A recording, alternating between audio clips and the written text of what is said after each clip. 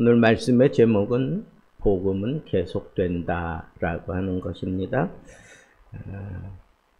한 선교사가 아프리카 오지에서 10년 동안 정말 땀이 피오듯 하는 그런 열정을 가지고 선교를 했습니다. 그런데 어찌된 일인지 단 한 명도 예수를 믿지 않았습니다. 그 선교사님을 안타깝게 생각하는 많은 사람들이 당신같이 똑똑한 사람이, 은혜가 뭔지 아는 사람이, 재능이 출중한 사람이 왜 그렇게 비효율적으로 사역을 하고 있느냐고 당장 그만두라고 그렇게 여기저기서 얘기를 했습니다. 그때 이 선교사님이 아주 의미 있는 얘기를 했습니다. 하나님께서는 나에게 열매를 요구하는 것이 아니다. 하나님은 나에게 순종을 요구하신다. 오늘 본문에서도 바울과 바나바는 사람들에게 아주 심각하게 거절을 당하는 모습이 나옵니다.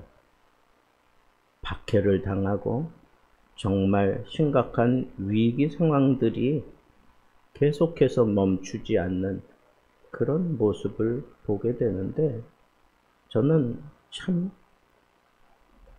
또 마음에 아주 그냥 깊은 감동이 생긴 구절은 7절 말씀입니다. 거기서 복음을 전하니라.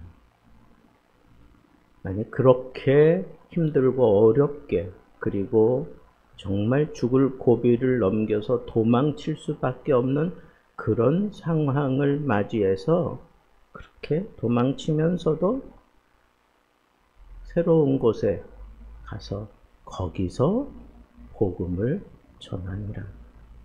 복음은 멈출 수 없는 하나님의 열정이고 하나님의 사역이고 하나님의 복을 쏟아내는 통로입니다.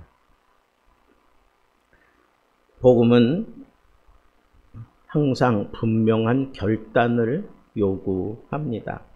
이고니온에서 두 사도가 회당에 들어가서 말하니 유대인과 헬라인의 허다한 무리가 믿더라 그랬습니다.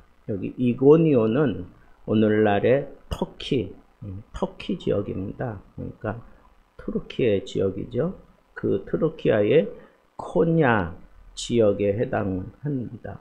그래서 이 루가니오 남쪽 그 국경에 자리 잡고 있는 것이 바로 여기 이고니온이고, 그곳은 당시 로마의 속주로 있었던 그런 아주 주요한 도시였습니다. 로마가 직접 관장하면서 그 지역을 관할한 걸 보면 그곳이 상당히 지리적으로나 여러 면에서 중요한 곳임을 우리가 예측할 수 있습니다. 바울은 이 복음을 전할 때 항상 이렇게 사람들이 많이 모여 있는 곳에 그렇게 찾아가고 있는 그런 모습을 볼 수가 있습니다. 특별히 이 바울의 사역 초기에는 항상 새로운 곳에 가면 제일 먼저 찾는 곳이 회당입니다. 그 회당에 가서 복음을 전하는데 뭐 유대인, 헬라인 할 것 없이 다 복음을 받아들이고 여기 믿더라 그런 거 보면 받아들이고 세례를 받고 제자가 되게 되는 그런 상황에 이르는 것을 얘기하는 겁니다. 여러분, 말씀은 능력이지 않습니까? 그러니까 이 말씀이 파고 들어가니까 사람들이 믿는 거예요. 믿는 거예요. 생각지 않은 그런 유대인들뿐 아니라 이방인들 가운데서도 복음을 자꾸 믿는 거예요. 근데 동시에 믿지 아니하는 유대인들이 그냥 가만히 있으면 좋겠는데 이방인들의 마음을 선동해가지고 악감을 품게 만들어요. 복음은 이런 상황들이 벌어지는 것을 알기 때문에 복음을 전하는 자나 복음을 듣는 자 모두에게 아주 심각한 결단을 내릴 것을 요구하고 있습니다. 둘로 갈려졌습니다. 받아들이는 자와 거절하는 자. 고린도 후서 2장 15절부터 16절에 보면 우리는 구원받는 자들에게는 생명의 향기요 망하는 자들에게는 사망의 향기라. 복음은 선택을 유예할 수 있는 메시지가 아닙니다. 복음을 듣는 그 순간 급하게 결정해야 되는 거예요. 그 결정, 그 속에 항상 이렇게 생명의 향기도 품기지만 그것을 틈타서 이 사망의 향기도 함께 틈탈 수밖에 없는 것이 이 복음의 힘입니다. 복음을 전할 때 그래서 담대함이 필요해요. 두 사도가 오래 있어 주를 힘입어 담대히 말하니. 여러분, 두 패가 갈려서 악감을 품은 자들이 바울과 바나바를 어떻게 대하겠어요? 어떻게 막 심각하게 막 말을 하고 그리고 그 악한 그런 감정을 막 쏟아내고 막 죽일 듯이 막 그런 일들이 벌어지는 그 상황 속에서 바울과 바나바가 어떤 결정을 내립니까? 이 보니까 오래 있어 그랬어요. 오래 있어. 작정하고 오래 있었던 거예요. 그래? 이런 상황이 생겼으니까 여기 또 발 털고 가면 되지. 그게 아니라 웬일인지 두 사도는 오래 있기로 딱 결정을 하고 그 다음에 어떻게 했어요? 주를 힘입어. 주를 힘입어 담대히 말했다. 여기 주를 힘입어 라고 하는 헬라어는 직역하면 이런 거예요. 주 위에 서서 혹은 주를 의지하며 주께 기대어 그런 뜻이에요.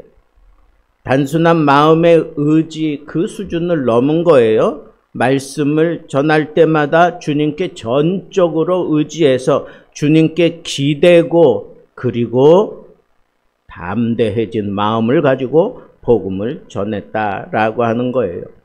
주님께 기댄다는 것은 주님을 신뢰하는 걸 얘기하는 거예요. 우리가 어떤 사람을 의지할 때 우리 몸의 균형이 흐트러지는 거예요. 그 사람이 나를 싹 피해버리면 나는 엎어질 수밖에 없는 거예요. 그러니까 우리가 어떤 사람을 기댈 때, 의지할 때 완전히 신뢰가 있을 때 그렇게 하는 겁니다. 그러니까 이렇게 주를 의지한다라고 하는 것은, 주를 힘입는다라고 하는 것은 주님을 신뢰한다는 거예요. 힘입는다, 주님을 신뢰한다. 맡긴다, 주님으로부터 힘을 얻어서 담대하게 말할 수 있는 그런 담대한 입이 열리게 되었습니다. 바울과 바나바는 사람들의 반응이나 박해에 두려워하지 않았어요. 기대지 않았습니다. 그들의 담대함은 심리적인 자신감이 아니라 말씀을 맡기신 그 분에 대한 신뢰였어요. 절대적인 신뢰에서 그분께 맡기고 그리고 그분께 얻은 힘을 가지고 담대해져서 복음을 전했다라고 하는 겁니다. 복음 전파는 우리의 기술로 되는 것이 아닙니다. 진정한 능력은 우리가 주를 힘입을 때 비로소 그 능력이 나타납니다. 요한복음 15장 5절에도 나는 포도나무여 너희는 가지라 나를 떠나서는 너희가 아무것도 할 수 없음이라. 그러니까 내가 주님께 꽉 사로잡힌 그 모습이 주를 힘입는 거예요. 사도행전 4장 13절에 베드로와 요한이 담대히 말함을 보고 그들이 예수와 함께 있는 줄을 알았다. 사람들이 볼 때 이 사람들이 담대히 복음을 전하는 걸 보면 거침없이 막 복음에 대해서 얘기하는 걸 들으면서 저 사람들이 주님과 함께 하고 있구나. 주님을 정말 담대히 저렇게 외칠 수 있었던 것은 주님을 기대고 주님께 서서 주를 힘입어서 저렇게 얘기하는 거지 라고 사람들이 그렇게 이해하고 받아들였다고 했습니다. 여러분, 환영받지 못하는 상황 속에서도 바울과 바나바는 뒤로 물러나지 않았습니다. 오히려 더 오래 머물며 담대하게 복음을 전하겠다고 딱 마음을 먹고 그리고 복음을 전했습니다. 담대히 말한다는 것은 그냥 큰 소리로 말한다는 것 이상입니다. 위험을 감수하고 결과를 염려하지 않고 진리를 선포하는 태도를 말하는 것입니다. 직장에서, 가족 모임에서, 사회에서 신앙을 드러내는 것이 점점 어려워지고 있는 그런 시대를 우리가 살아가고 있습니다. 그러나 진리를 알았다면 우리는 잠잠할 수 없습니다. 주를 힘입어서라도 이 복음을 전해야만 되도록 그렇게 내 속에서 역사하는 것, 그래서 침묵하지 않게 만드는 것, 그것이 바로 복음의 능력입니다. 하나님은 복음의 진위를 친히 증언하십니다. 오늘 말씀에 보면 자기 은혜의 말씀을 증언하시고, 이거는 하나님이 하나님의 말씀을 친히 증언하신다, 그런 표현이에요. 그 손으로 표적과 기사를 행하게 하시니, 표적과 기사가 바울과 바나바를 통하여 나타날 수 있도록 하나님이 친히 그렇게 증언도 하시고 표적과 기사를 그에게 행할 수 있도록 하나님이 여기 함께 하신다고 하는 거예요. 복음을 전할 때 하나님이 이렇게 직접 역사해 주시는 그런 놀라운 일들이 일어난다는 거예요. 하나님이 직접 역사하실 때는 기적이 그냥 평범한 거예요. 기적이 그냥 상식입니다. 이적과 기적은 복음의 도움이자 하나님의 임재의 증거일 뿐입니다. 그러니까 하나님이 내가 이렇게 담대히 힘을 내서 복음을 힘입고 하나님을 힘입고 증거할 때 이와 같은 일들이 그냥 상식적으로 일어난다는 거예요. 뭐가? 표적과 기사가. 우리가 복음을 전할 때 하나님은 우리의 부족함을 채우시고 이 복음이 하나님의 것이다 라고 하는 것을 친히 그곳에 오셔서 역사하시고 보여주시는 겁니다. 기적을 기대하지 말라는 것이 아닙니다. 하나님의 개입을 기대하라는 겁니다. 하나님의 임재를 기대하라는 것입니다. 복음의 길에는 항상 갈등이 일어날 수밖에 없습니다. 이렇게 표적과 기사를 보면서도 이미 악감을 품은 사람들, 복음을 반대하는 사람들은 더 악한 길로 가면서 이방인과 유대인과 관리들이 이 바울과 바나바를 모욕하면서 돌로 치려고까지 하는 그런 장면이 연출되고 있는 것을 봅니다. 어쩌면 복음은 이건 강력하기 때문에 복음이 던져지는 곳에 이런 심각한 반응이 일어날 수밖에 없어요. 예수님도 그러잖아. 내가 세상에 화평을 주러 온 줄로 생각하지 말라. 도리어 분쟁하게 하려 함이로라. 누가복음 12장 51절에 그렇게 말씀했어요. 모든 종교는 같아. 이거나 저거나 그 얘기가 그 얘기지. 이런 말들이 그냥 우리 귀에 편안하게 들릴지 모르지만 그것은 복음을 부정하는 거예요. 그건 복음을 부정하는 거예요. 야, 너 참 똑똑하다. 그렇게 얘기하면 그 아이는 진짜 똑똑하다는 소리예요. 그런데 이런 표현을 앞에 붙여요. 생각지 않게 너 참 똑똑하구나. 그러면 그 생각지 않게는 이거는 부정하는 거잖아. 너 그 정도밖에 안 되는 걸로 생각했는데 어떻게 이렇게 똑똑한 짓을 했니? 그런 표현인 거예요. 여러분, 우리가 복음을 증거할 때 이 앞에 어떤 수식어들이 붙느냐에 따라서 그 사람이 우리 편이기도 하지만 교묘하게 우리를 아주 힘들게 만드는 사람일 수도 있어요. 그러니까 여러분, 복음을 전할 때에는 그냥 단순하게 전해야 돼요. 복음을 전할 때는 이 복음만 그냥 전한다라고 생각해야지 거기에 이거 집어넣고 저거 집어넣고 뭐 꾸미고 뭐 어쩌고 저쩌고 하면서 내가 상당히 유식한 척하고 똑똑한 척하면 오히려 복음의 이 확실함이 다 사그라들고 마는 겁니다. 갈등을 무서워하지 마세요. 복음이 던져진 곳에는 오히려 갈등이 일어날 수밖에 없는 거예요. 빛이 던져지면 그 어두움이 사라지는 것처럼 여러분, 갈등 상황이 생길 수 없어요. 이 어두움은 빛을 싫어해요. 그러니까 계속 이 어두움의 상황을 만들려고 발버둥 치는 거예요. 그런데 빛이 이 어두움과 타협할 수 있어요? 없습니다. 그냥 빛을 던지면 어두움은 물러가게 되어 있는 거예요. 그러니까 그런 심각한 상황들이 갈등을 일으키는 거예요.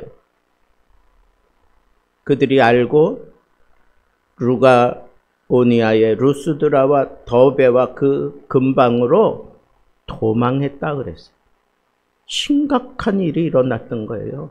아주 갈등 상황이 아주 심각하게 일어나서 도망하지 않고는 안 되는 그런 상황 속에서 바울과 바나바는 도망갔다는 거예요. 그리고 거기서 복음을 전했다. 박해를 피했지만 복음 전파는 결코 멈출 수가 없었습니다. 오히려 복음은 박해 속에서 더 깊이, 더 멀리 나아가는 것이 복음입니다. 초대교회 모든 복음 전파에는 순탄함이 아니라 이런 박해 속에서 이루어졌다고 하는 것을 여러분 잊지 마시기 바랍니다. 복음을 위하여 오늘 우리가 해야 될 것이 무엇인가 여러분 생각할 수 있어야 합니다. 하나님은 오늘도 복음 전할 사람을 찾고 계십니다. 거절당할 각오가 되어 있는 사람, 진리를 위해서 불편함을 감수할 수 있는 사람, 담대히 전하고 표적과 기사를 기대하고 떠밀려도 다시 다가가는 사람, 그 사람을 하나님께서 힘입어 복음을 전할 수 있게 하십니다. 예수 그리스도를 힘입고 복음을 전하는 그런 멋진 그런 환상이 우리 가운데 있어야 하는 겁니다. 처음 소개했던 그 아프리카의 선교사는 11년째 되는 해 10년 동안 그렇게 한 사람도 없었고 너 그만두라고 하는 그런 회유가 있었지만 그는 11년째 되는 해에 한 영혼을 처음으로 얻었습니다. 그리고 그의 10년은 그 마을을 온전히 복음화시키는 그런 결과를 맺게 되었습니다. 여러분, 복음은 결국 열매를 맺는 겁니다. 오늘 이렇게 심각한 갈등 상황 때문에 어쩔 수 없이 도망갈 수밖에 없었던 이 두 사도는 하나님께 맡기고 떠나지만 이미 그곳에는 교회가 형성되어 있었습니다. 나중에 이 이고니온으로 다시 두 사도가 돌아가서 보니까 거기서 장로도 있고 그리고 복음을 받아들이고 교회가 형성되어 있었습니다. 여러분, 내가 있는 곳에 거기서 모든 것이 다 이루어진다고 생각하지 마세요. 그냥 어쩌면 우리는 그냥 씨를 뿌리는 사람이야. 그냥 열심히 씨를 뿌리고 복음을 증거하면 그 다음에는 하나님이 거기서 그 복음을 자라나게 하셔요. 그 복음으로 말미암아 그 마을이 온통 뒤집어지고 달라지고 변화되는 거예요. 여러분, 지금 당장 우리 눈에 보이는 거 아무것도 없을지라도 한 사람도 지금 내 말을 듣고 내가 전하는 복음을 듣고 한 사람도 돌아서지 않았다고 할지라도 가야만 되는 것이 복음의 길이에요. 그것이 사명의 길이에요. 하나님은 우리에게 순종을 요구하셔요. 그저 그 순종하는 마음으로 담대히 복음을 전하기만 하면 되는 거예요. 그러면 하나님께서 그 이유는 책임지고 자라나게 하시고 많은 열매를 맺게 하실 것입니다. 복음을 전하다 환영받지 못해도 기죽지 말고 주를 의지하고 힘입고 담대히 전하며 그때마다 하나님이 주시는 능력으로 다시 일어나 계속해서 복음을 따라 나아갈 수 있는 진정한 복음의 스피커들이 되기를 우리 주님의 이름으로 축복합니다.